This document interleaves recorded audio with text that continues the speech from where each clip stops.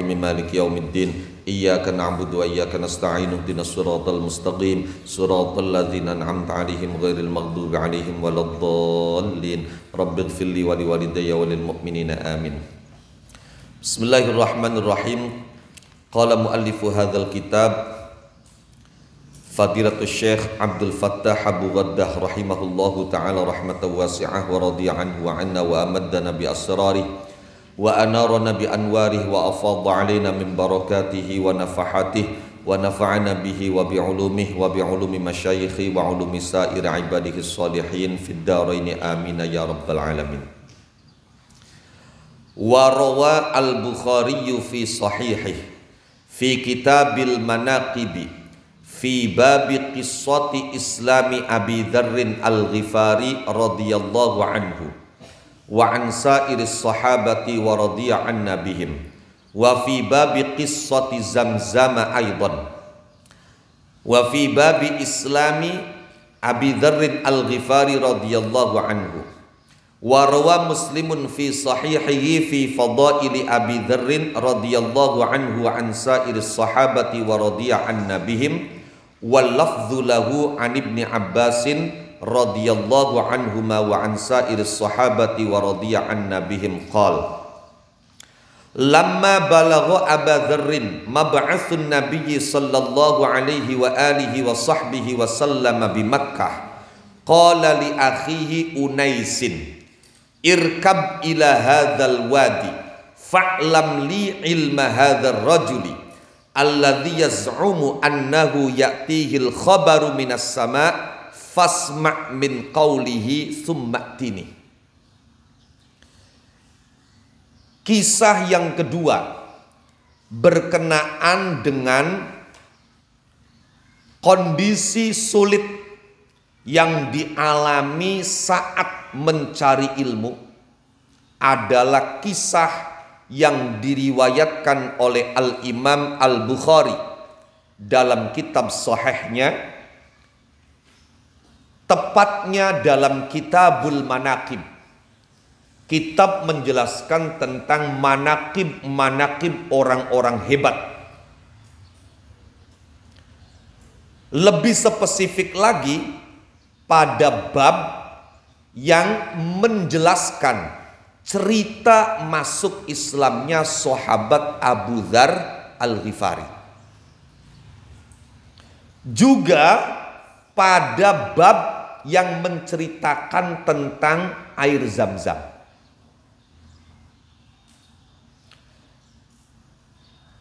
Diriwayatkan juga oleh Imam Muslim dalam kitab Sahihnya pada bab tentang keutamaan sahabat Abu Dzar Al-Ghifari.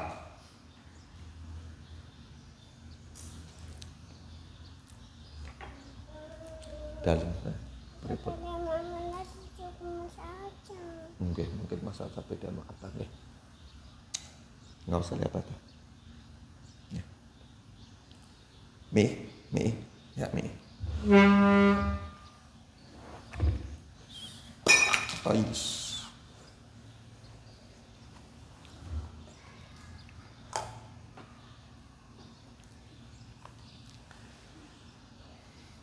Abu Dzar Al-Ghifari menurut pendapat yang paling masyhur, nama asli beliau adalah Jundab bin Junadah.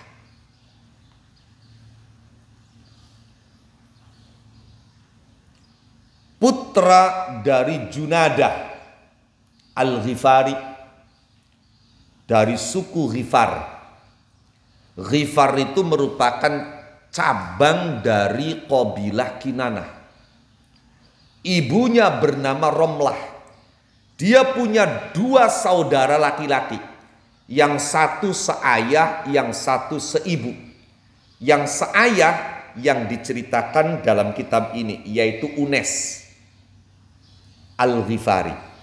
Saudara dia yang seibu itu namanya Amr ibnu Absah.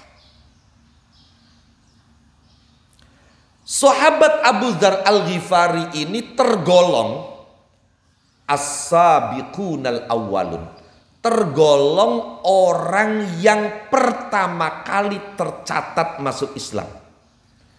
Ada perdebatan ulama, perselisihan ulama mengenai tentang masuk Islamnya Abu Dzar Al-Ghifari. Beliau orang yang keberapa masuk Islam? Ada yang mengatakan Abu Dzar Al-Ghifari itu orang yang keempat masuk Islam, ada lagi yang mengatakan orang kelima yang masuk Islam.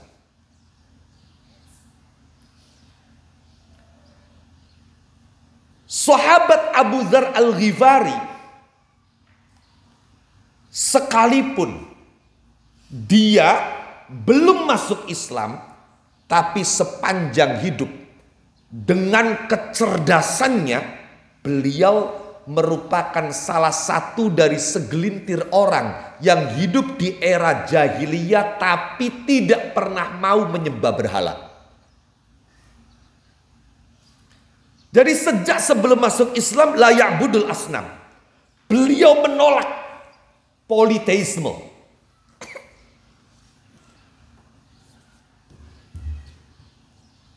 Politeisme itu faham banyak Tuhan. Makanya Rabi Akeh poligami. Kapan paham satu Tuhan namanya monoteisme. Kapan di Rabi mung siji arane monogami. Mono itu maknane siji. Kapan poli maknane akeh. Dan beliau sosok yang dikenal pemberani.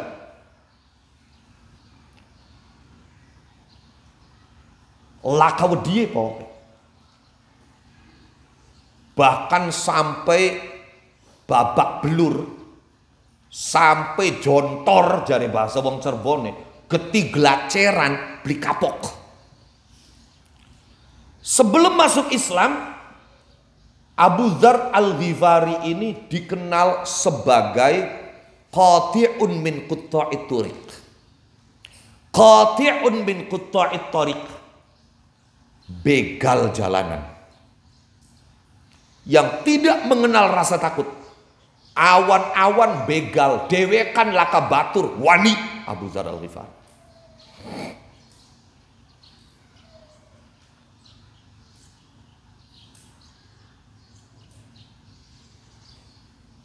Dan Abu Dzar Al-Ghifari ini, Masya Allah,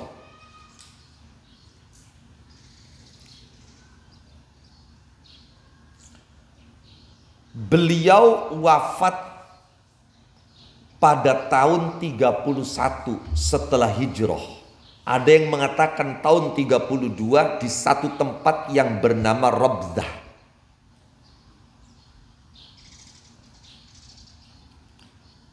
Wafat dalam keadaan sendiri.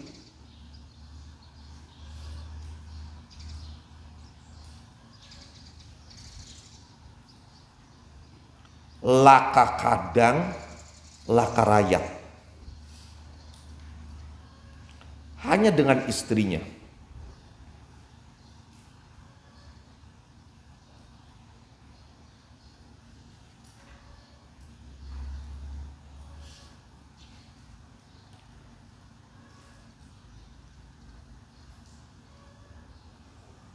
Dan beliau sudah menduga hal ini akan terjadi. Karena baginda Rasulullah Muhammad sallallahu alaihi wasallam itu sudah jauh-jauh hari memprediksikan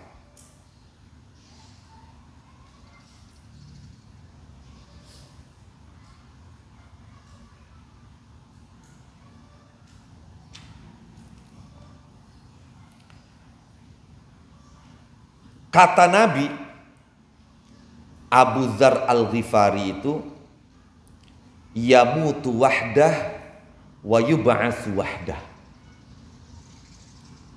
Abu Dzar, kamu nanti mati dalam keadaan sendiri. dan nanti dibangkitkan juga sendiri. Jadi Abu Dzar tahu bahwa dia nanti kalau mati itu sendiri. Karena itu sebelum meninggal dunia, dia berpesan kepada istrinya, nanti saat aku mati, tolong jenazahku taruh di jalan. Siapapun yang lewat, katakan ini jenazah suamiku Abu Dzar Al-Ghifari. Kalau mereka mau membantu, memandikan, mengkafani, menyolati, dan mengubur aku, maka kasih mereka makan. Ada kambing, sembelih kambing itu, gunakan untuk menjamu mereka. Kalau mereka menolak, katakan bahwa suamiku Abu Dzar Al-Ghifari sudah bernadar. Ketika Abu Dzar Al-Ghifari meninggal dunia, betul, tidak ada satupun orang di sampingnya selain sang istri. Maka jenazahnya kemudian ditaruh di jalan, tidak lama lewat rombongan. Ditanya, ini mayat siapa? Dijawab, ini mayat suamiku Abu Dzar Al-Ghifari. Langsung turun. Ada orang dari rombongan itu yang turun dengan menangis dan mengatakan, shadaqa Rasulullah sallallahu alaihi wasallam. Benar apa yang dikatakan Rasulullah, terbukti yang dikatakan Rasulullah. Abu Dzar yamutu wahdah wa yub'atsu wahdah. Siapa sahabat yang mengatakan ini? Abdullah ibn Mas'ud. Yang bacaan Qur'annya menjadi rekomendasi Kanjeng Rasulullah sallallahu alaihi wasallam. Dalam hadis Kanjeng Rasulullah berkata, "Man arada ayyaqra'al Qur'ana ghaddan kama unzil falyaqra'hu ala qira'ati ibni ummi abd."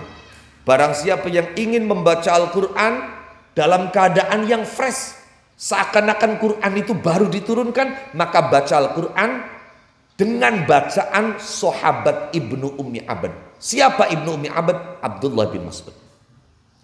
Maka Abdullah bin Mas'udlah yang kemudian memulasarat jenazah Abu Dzar Al-Ghifari, menyolatinya, bahkan beliau sendiri yang turun tangan menguburkannya. Beliau masuk ke liang lahatnya. Abu Dzar Al-Ghifari dikenal sebagai sosok yang pemberani menyuarakan kebenaran tanpa berpikir resiko apa yang akan dia terima. La yubali laumata laim, tidak peduli caci maki orang kepada dirinya. Kalau memang ini kebenaran yang harus disampaikan, maka beliau sampaikan. Lah, Al-Imam Al-Bukhari dan Imam Muslim dalam kitab Sahih beliau berdua menceritakan tentang masuk Islamnya sahabat Abu Dzar Al-Ghifari ini.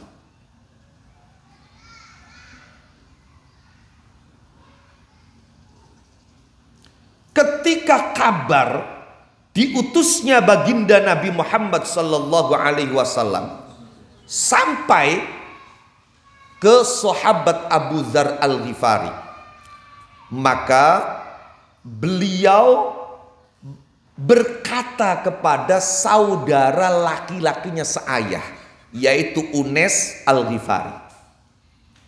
Apa kata Abu Dzar? Irkab ila hadzal wadi.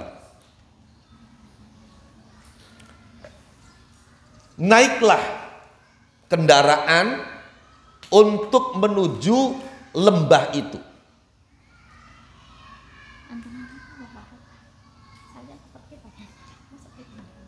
Ya karimatur baik. Apa sekedap malih.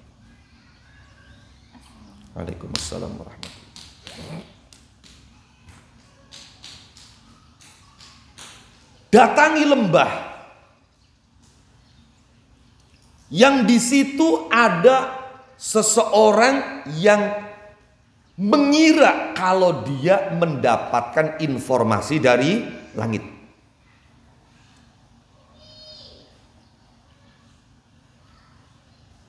Perhatikan ciri-cirinya. perhatikan tandanya, kemudian pulang ceritakan padaku. Dan jangan lupa dengarkan apa yang dikatakannya.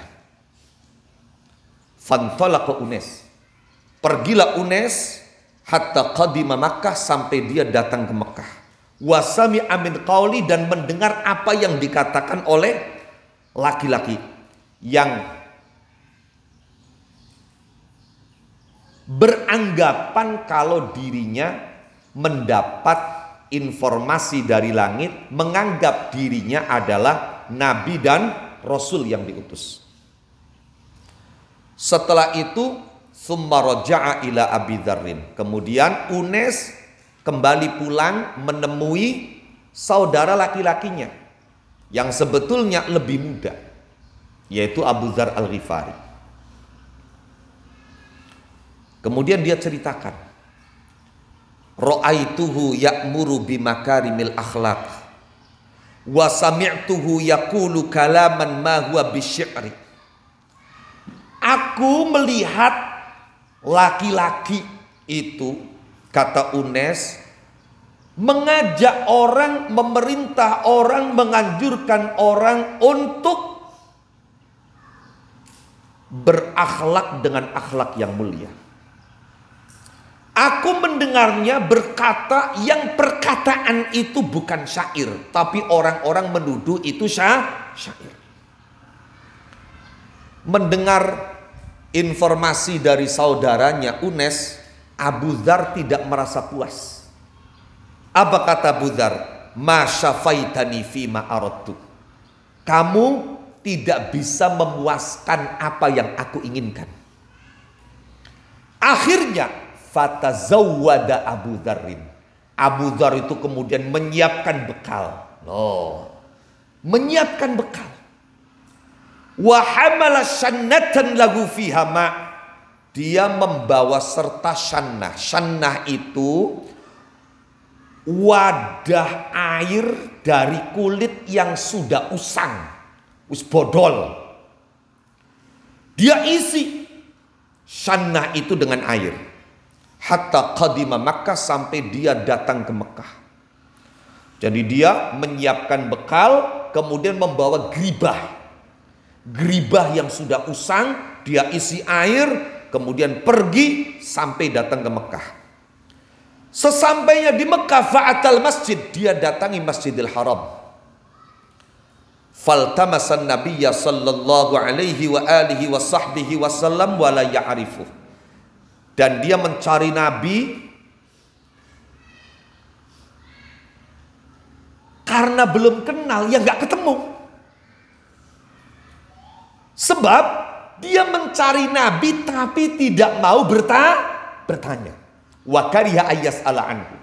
Jadi dia mencari sosok yang mengaku sebagai Nabi karena dia belum kenal, juga dia tidak mau bertanya, ya nggak ketemu.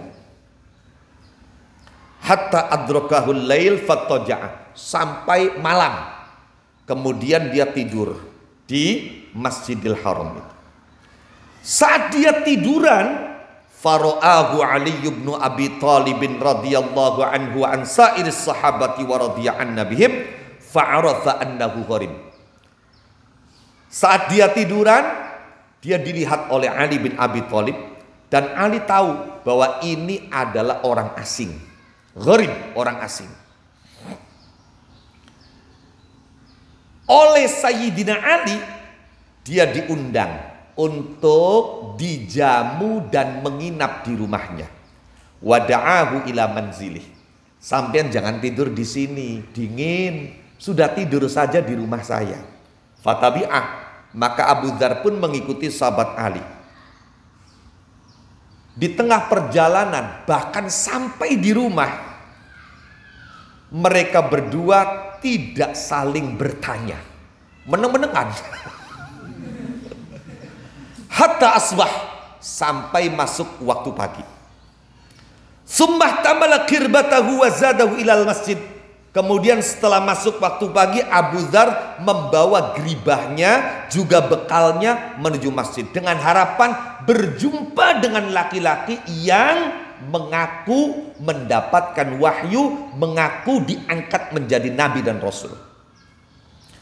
Wa dhalla dzalikal yawm wa la yara an-nabiyya sallallahu alaihi wa alihi wasallam hatta amsa fa'ada ila madja'i famarra bi Ali faqala ma ana lirrajul ay ya'lama manzilah.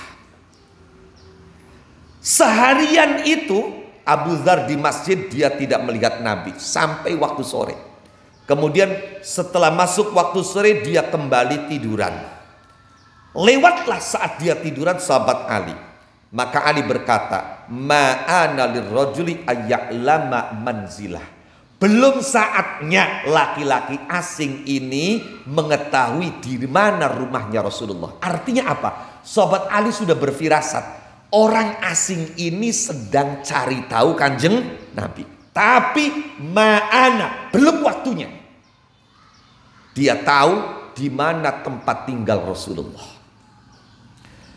Kemudian didatangi Abu Dzar Al-Ghifari oleh Sayyidina Ali, diajak berdiri, diajak ke rumahnya. Fadhahaba bima'ah, maka kembali Abu Dzar itu mengikuti, pergi bersama Sayyidina Ali.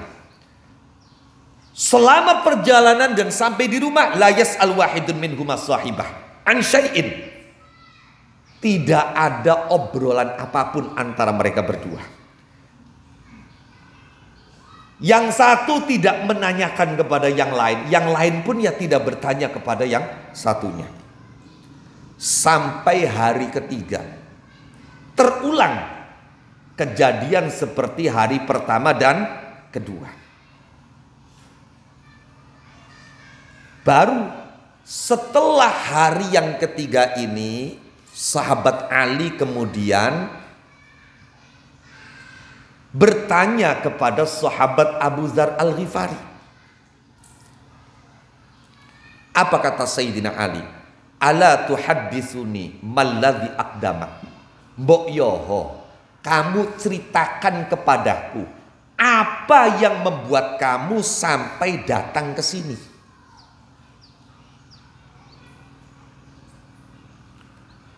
Mendengar pertanyaan itu, Abu Dzar Al-Ghifari tidak langsung menjawab.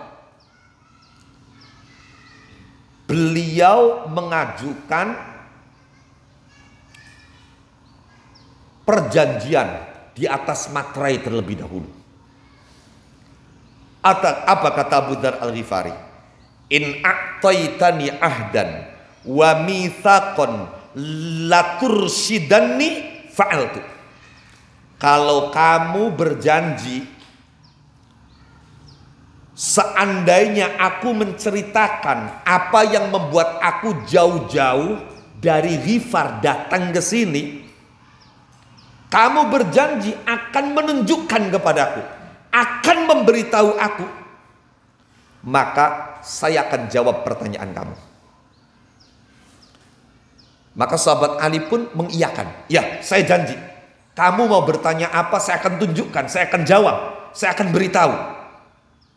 Fa'akhbaroh, baru kemudian Abu Dzar menceritakan kepada Sayyidina Ali, saya jauh-jauh datang ke sini karena mendengar di sini konon ada laki-laki yang mengklaim dirinya mendapat informasi dan wahyu dari langit, mengklaim dirinya diangkat menjadi nabi dan rasul akhir zaman.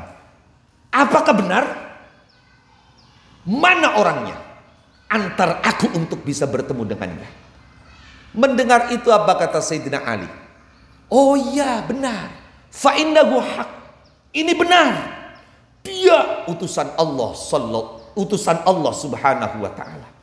Dia saudaraku, saudara sepupuku, Muhammad sallallahu alaihi wa alihi wasallam. Kalau kamu ingin berjumpa dengannya, maka nanti pagi kamu ikut denganku. Tapi kita jangan berjalan berdampingan. Sudah, saya berjalan di depan, kamu ikut aku di belakangku. Faida asbahna fattabi'ni. Faida asbahta fattabi'ni. Nanti kalau ada sesuatu yang mencurigakan dan aku khawatir itu bisa membahayakan kamu, maka aku akan pura-pura menuangkan air. Nanti kalau aku melanjutkan jalan, kamu terus ikuti aku di belakang. Sampai kamu masuk di tempat di mana aku masuk. Faida asbahta fattabi'ni fa in ra'aitu syai'an akhafu 'alaika kuntu ka'anni uriqul ma'. Kalau aku melihat sesuatu yang aku khawatir menimpa kamu, membahayakan kamu, maka aku akan berdiri seakan-akan aku menuangkan air. Fa in madaitu, kalau aku lanjut, fattabi'ni, kamu ikuti aku di belakang, hatta tadkhula madkhali, sampai kamu masuk di tempat aku masuk. Fafa'ala fantalaqa yakfuhu, maka Abu Dzar pun menuruti, melakukan apa yang diinstruksikan oleh Sayyidina Ali. Dia ikuti Sayyidina Ali di belakang hatta dakhala 'ala Nabi sallallahu alaihi wa alihi wasallam wa dakhala ma'ah, sampai Sayyidina Ali masuk menemui Nabi dan Abu Dzar ikut masuk bersamanya. Fasami'a min qauli, kemudian Abu Dzar mendengar apa yang dikatakan oleh Kanjeng Nabi, wa aslama makanah, dan di tempat itu juga Abu Dzar menyatakan diri masuk Islam. Apa pelajarannya? Abu Dzar rela dalam keterasingan, rela membawa bekal seadanya, bahkan sampai melakukan sesuatu dengan sembunyi-sembunyi, dan itu bisa membahayakan dirinya. Demi apa? Demi mendapatkan keterangan yang benar dari Rasulullah Sallallahu Alaihi Wasallam. Bahkan nanti ada riwayat lain yang menceritakan tentang masuk Islamnya Abu Dzar. Baik, kita baca saja langsung. Wa hunaka riwayatun ukhra fi haditsati Islami Abi Dzarrin. Di situ ada riwayat lain yang menceritakan masuk Islamnya sahabat Abu Dzar Al-Ghifari. Rawaga anhu ibnu akhihi Abdullah ibnu Samit Al-Ghifari. Nah, diceritakan dari Abu Dzar oleh keponakannya yang bernama Abdullah ibnu Samit Al-Ghifari. Riwayat lain ini diriwayatkan oleh Imam Muslim melalui jalur Abdullah ibn Samit Al-Ghifari, yaitu keponakan dari sahabat Abu Dzar Al-Ghifari. Wa mulakhasuha, ringkasnya cerita itu begini.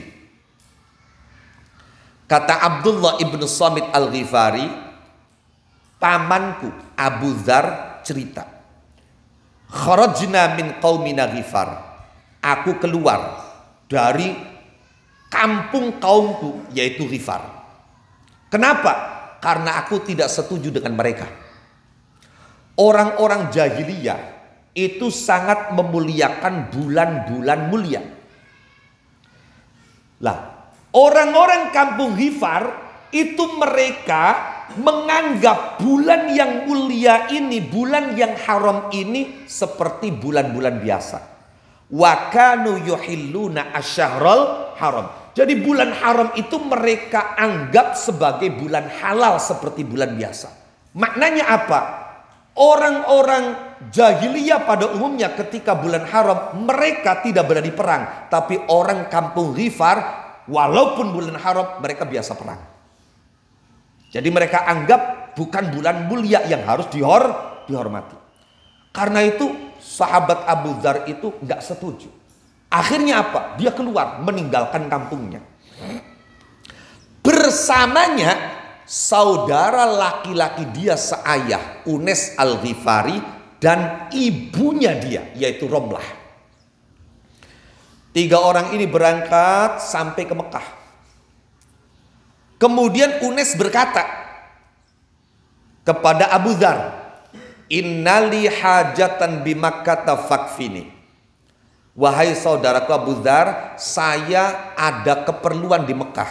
Jadi saya akan berangkat ke sana, tolong cukupi aku. Apa makna tolong cukupi aku? Maksudnya apa? Layani ibu, urus onta ternakku, urus barang-barang yang perlu aku urus. Karena aku akan pergi ke Mekah. Fantolaka Unes hatta ata Makkah. Kemudian Unes pun berangkat ke Mekah. Ternyata pulangnya itu terlambat. Tadi benere sore wis teka, sampai teka ning bengi. Durung teka-teka, telat. Setelah Unes pulang, kemudian oleh Abu Dzar ditanya, "Ma sonakta?" Apa yang kau lakukan? Apa saja yang kamu lakukan di Mekah? Kok telat? Maka Unes cerita. Apa kata Unes?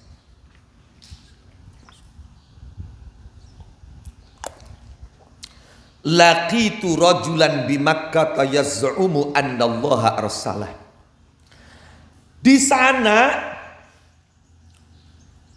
yang membuat aku pulang telat karena di sana aku berjumpa dengan seorang laki-laki yang dia mengira kalau dia telah diutus Allah. Dia diangkat menjadi rasul oleh Allah. Mendengar itu Abu Dzar langsung tertarik. Abu Dzar bertanya, "Fama yaqulun nas?" Apa yang dikatakan orang-orang? Apa komentar orang-orang? Qala yaquluna syair, kahin, sahir.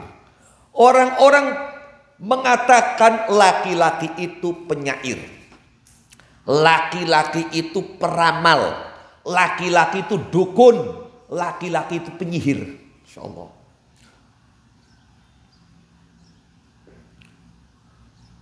Dan yang kalian perlu tahu, Unes Al-Ghifari itu juga seorang penyair. Wa kana ahad syu'ara. Unes kemudian menambahkan, saya itu penyair. Tapi tuduhan orang bahwa laki-laki itu penyair itu enggak tepat. Karena apa yang dikatakannya saya cocokkan dengan syair itu enggak ada yang cocok sama sekali. Jadi bukan syair. Saya juga sudah banyak mendengar omongan dukun, omongan peramal. Apa yang dikatakan laki-laki itu sama sekali bukan omongan seorang dukun, bukan omongan seorang peramal. Laqad samitu qaulal kahanah fama huwa biqaulihim. Wa laqad wada'tu qaulahu ala aqra'i syi'ri fama yalta'im ala lisani ahadin annahu syi'run. Wallahi innahu lasadiq. Jadi omongan orang itu jelas bukan omongan peramal, bukan omongan dukun. Omongan orang itu saya cocokkan dengan aturan-aturan syair, bukan syair sama sekali. Tidak ada omongannya yang cocok dengan syair seorang pun dari penyair-penyair yang aku tahu. Wallahi innahu lasadiq. Demi Allah, sungguh orang itu benar. Wa innahum lakadzibun. Dan orang-orang yang menuduhnya sebagai syair, kahin, sahir itu bohong. Itu dusta. Mendengar penjelasan saudaranya seperti itu, apa kata Abu Dzar? Qultu fakfini hatta adhaba fa'andur. Ya sudah, sekarang gantian. Kamu yang ngurus ibu, kamu yang ngurus onta, kamu yang ngurus segalanya. Biarkan saya pergi dan saya membuktikan sendiri, saya melihat sendiri.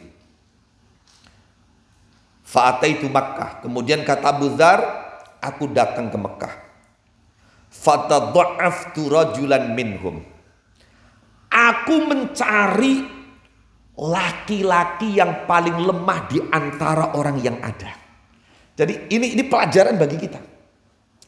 Ketika ada sebuah informasi yang penting yang informasi itu sudah viral, maka cari tahu melalui orang yang paling lemah dulu. Maksudnya apa? Biasa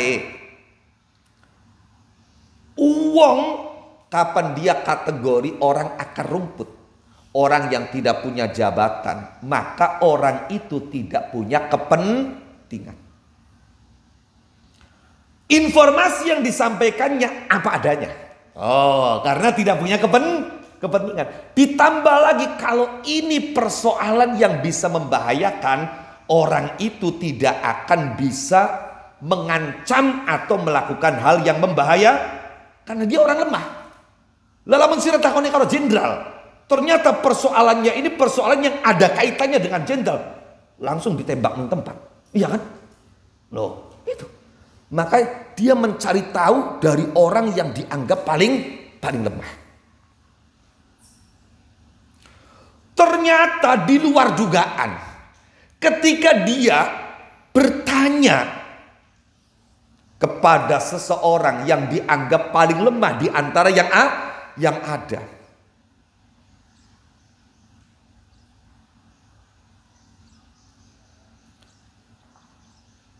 Aina hadzal ladzi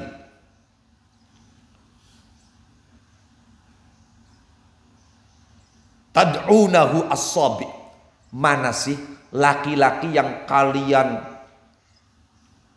anggap telah berpindah agama dari agama kakek moyangnya. As-sabi itu orang yang pindah agama. Jadi Nabi itu dianggap telah berpindah dari keyakinan kakek moyangnya, yaitu dengan membawa agama baru. Pada saat saya menanyakan hal itu, orang yang ditanya sambil isyarah menuding kepada saya, dia bersuara lantang berkata as-sabi. Saya tanyanya pelan-pelan, ainal ladzi tad'unahu as-sabi. Malah orang itu sambil menuding saya dengan suara nyaring berkata as-sabi. Sehingga semua orang yang ada di lembah itu langsung mengalihkan pandangannya kepada saya. Famala alayya ahlul wadi bikulli madarotin wa azmin. Madaroh itu tanah liat yang sudah mengeras. Atau mungkin kalau dalam bahasa kita madaroh itu apa? Wadas. Orang itu langsung mengalihkan pandangannya ke saya. Bukan hanya itu, mereka semua langsung melempari saya dengan wadas dan tulang. Abu Dzar langsung digutuki. Wong pirang-pirang sing aran ning kono. Karena apa? Karena menanyakan Kanjeng Nabi. Masya Allah. Coba. Hatta khurirtu maghsyiyan alayya. Sampai saya tersungkur pingsan. Abu Dzar dimasak. Ini loh. Perjalanan seseorang untuk mendapatkan kebenaran. Sampai seperti itu.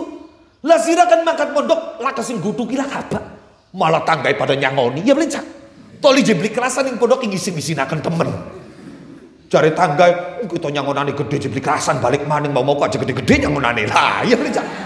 Ayo, loh, ini Abu Dzar demi untuk mencari kebenaran sampai dimasak, diguduki, dilempari dengan tulang, dengan tanah liat yang sudah keras sampai tersungkur pingsan. Fartafa'tu hinartafa'tu ka'anni nusubun ahmar.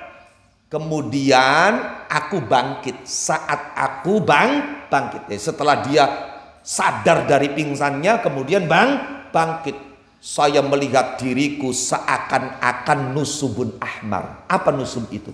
Nusub itu batu yang biasa digunakan untuk landasan orang-orang jahiliyah menyembelih binatang yang akan dikorbankan untuk berhala. Paham dulu? Jadi ketika mereka akan menyembelih binatang untuk dikorbankan untuk berhala, ketika mereka menyembelih binatang dikorbankan untuk berhala, maka mereka menyembelih binatang itu ditandesaken ning watu. Maka di Quran ana ayat wa madzubiha alan nusub. Lah karena batu itu biasa kanggo landesan nyembelih, maka batu itu penuh dengan lumuran darah. Lah Abu Dzar menceritakan ka'anni nusubun ahmar. Saat aku bangkit, aku melihat diriku seakan-akan aku adalah batu yang biasa untuk landasan menyembelih yang penuh dengan darah. Yakni min kasrati dima allati sarat minhu. Maksud beliau karena banyaknya darah yang mengalir. Sehingga beliau seperti an-nusub.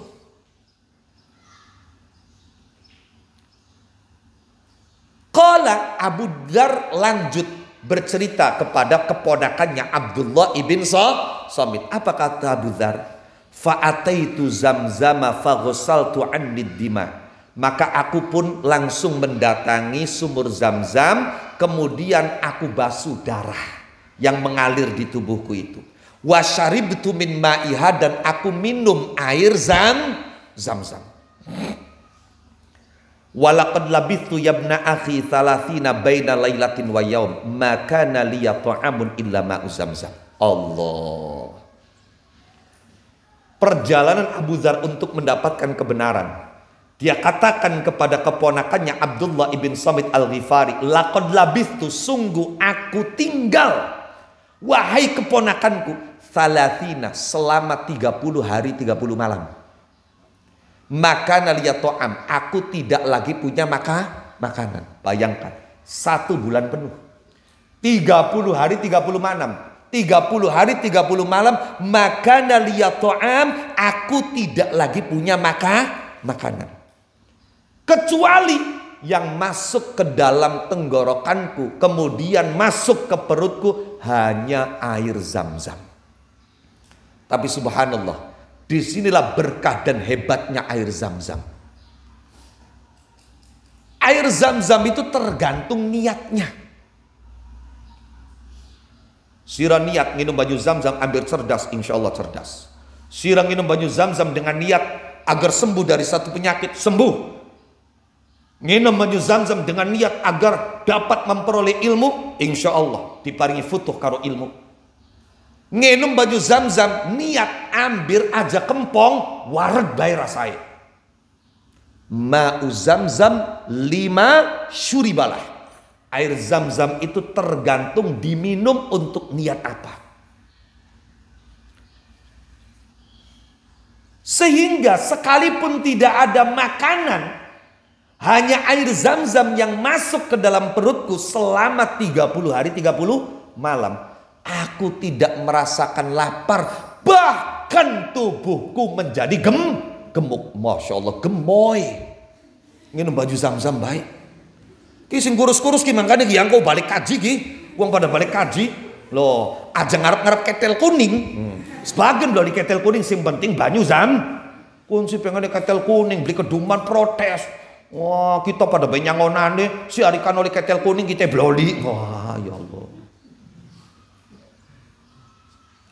Fasamintu, kata Abu Dzar, maka aku menjadi gemuk.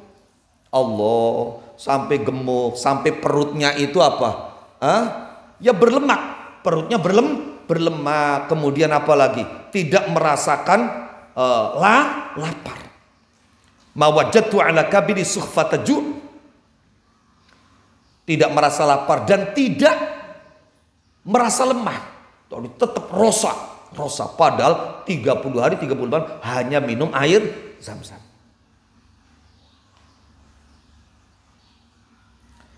Qala Abu Dzar kemudian lanjut cerita. Fabaina, pada satu waktu, ahlu Makkah fi lailatin qamra. Penduduk Makkah ada di waktu malam yang bulan itu bersinar dengan terang. Ada pada waktu malam yang disinari bulan, Lailatul Qamra. Idduriba ala asmikhatihim. bin Naum. Suasananya syahdu, iya kan? Malam itu ketika ada terang bulan maka suasananya syahdu. Lah, akhirnya apa? Akhirnya mereka pada tidur. No.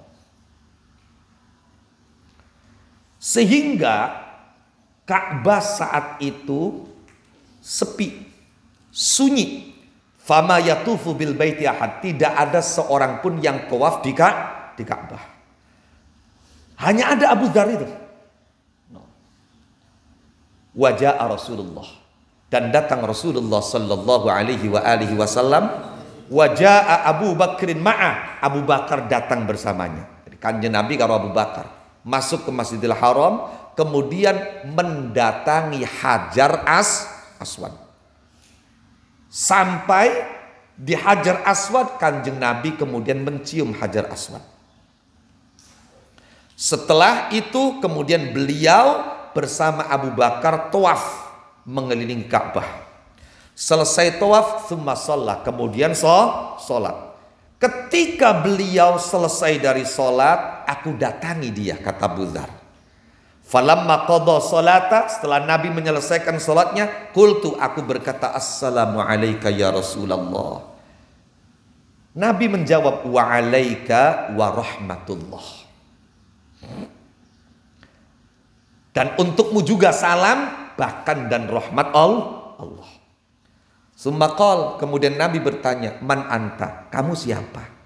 Aku jawab, min Ghifar, saya dari kampung Ghifar. Qala fa'ahwa biyadih fawadha'a asabi'ahu ala jabhatih. Mendengar kalau aku dari Ghifar, kayaknya Nabi kurang suka.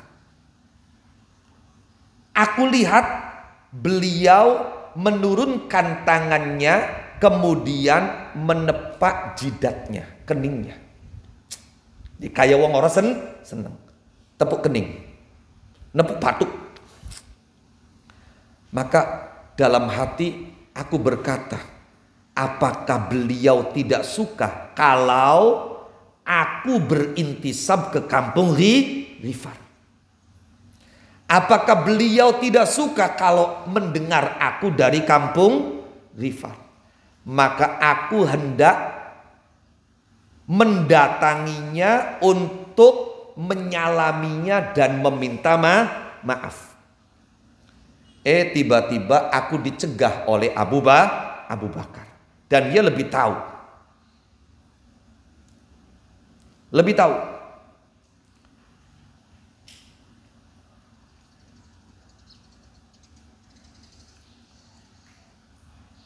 Dia melarang aku untuk mendatangi Rasulullah karena tidak ingin terjadi hal yang buruk. Takutnya kan orang baru kenal.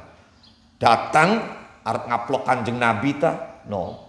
Atau kalau iya memang Nabi tidak suka, malah orang itu ketika sudah di hadapannya mbok dikaplok ning kanjeng Nabi, maka dah kamu tetap di tempat duduk kamu. Kamu tetap di situ. Summa rafa'a Rasulullah sallallahu alaihi wasallam ra'sah. Kemudian Nabi setelah tepuk batuk, beliau angkat kepalanya dan bertanya, mata kunta hahuna, sejak kapan kamu di sini? Qultu, aku jawab, qad kuntu hahuna mundu salatina baina lailatin wa yaum. Aku sudah ada di sini sejak 30 malam dan hari. Ada yang memaknai 30 antara malam dan hari, maksudnya baru 15 hari. Tadi malamnya 15, siangnya 15, jadi 30. Ada lagi yang memaknai maksudnya ya 30 hari 30 malam.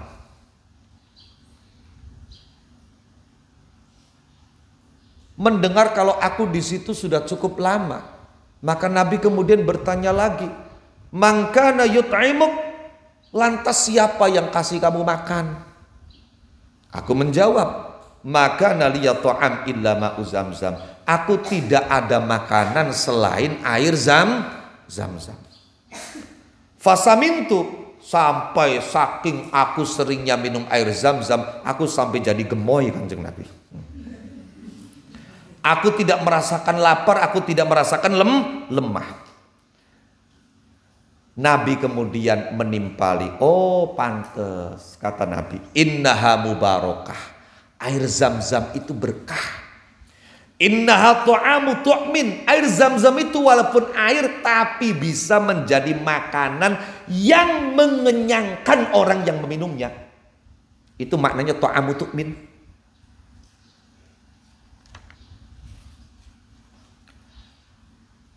Setelah itu kemudian Abu Bakar nimbrung. Dia memohon izin kepada Nabi. Ya Rasulullah, idzan li fi ta'amihil lailah. Kanjeng Nabi, izinkan aku malam ini menjamu dia dengan makanan. Melas Kanjeng Nabi, 30 dina ora kanjengan panganan kecuali banyu. Izinkan aku malam ini menjamu dia dengan makanan. Fantalaqa Rasulullah sallallahu alaihi wa alihi wasallam wa Abu Bakrin wantolaktu ma'ahuma. Kemudian Rasulullah dan Abu Bakar beranjak pergi, aku pun beranjak pergi bersama dan mengikuti keduanya. Fafatah Abu Bakrin baban, kemudian Abu Bakar membuka pintu, faja'ala yaqbidu lana min zabibit Taif, kemudian beliau menyerahkan pada genggamanku kismis.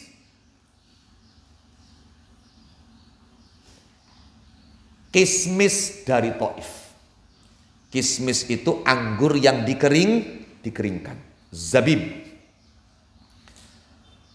Wa kana dzalika awwala ta'amin akaltuhu bi Makkah. Kata Abu Dzar, maka kismis yang diberikan Abu Bakar, diserahkan Abu Bakar pada genggamanku, itu adalah makanan pertama yang aku makan dan masuk ke dalam perutku selama aku berada di Mekah. Sekali lagi, dari riwayat kedua yang menceritakan masuk Islamnya Abu Dzar, kita mendapatkan pelajaran bagaimana Abu Dzar mencari kebenaran sampai beliau berdarah-darah karena dimasa oleh orang, sampai bekal yang dibawanya kehabisan dan beliau hanya mengkonsumsi air Zam-Zam. Beliau tidak mundur, beliau tidak mengeluh, beliau tidak menyerah, beliau tidak pulang lagi sampai apa yang menjadi tujuannya berhasil dia capai. Semangat mencari kebenaran ini mestinya tertanam dan dimiliki di hati para pencari ilmu. Naqifuhuna wallahu a'lam bishawab. Al-Fatihah. Bismillahirrahmanirrahim.